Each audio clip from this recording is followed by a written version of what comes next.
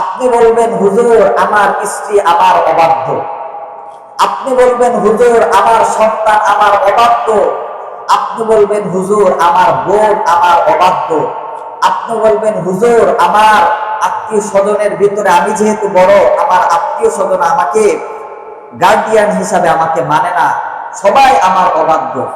আমি বলবো আপনার সবাই অবাধ্য, আর আপনি তো রবের অবাধ্য, আপনি মালিকের অবাধ্য। এই জন্যই তো আজকে আপনার সন্তান আপনার অবাধ্য। সুতরাং আপনি আপনার রবের বাধ্য হয়ে যান, আশা করি ইনশাআল্লাহ গোটা দুনিয়ার মানুষ আপনার বাধ্য হয়ে যাবে ইনশাআল্লাহ। আপনার রবের আপনি বাধ্য হন। আপনার রব বলেছে ফাফিরু ইলাল্লাহ, বান্দা তুমি গুনাহ করছো সমস্যা নাই, গুনাহ করছো আমার আপত্তি নাই, ফাফিরু ইলাল্লাহ, বান্দা তুমি আমার দিকে ফিরো, আমার দিকে আসো, আমার রহমত থেকে নিরাশ হয়ো না।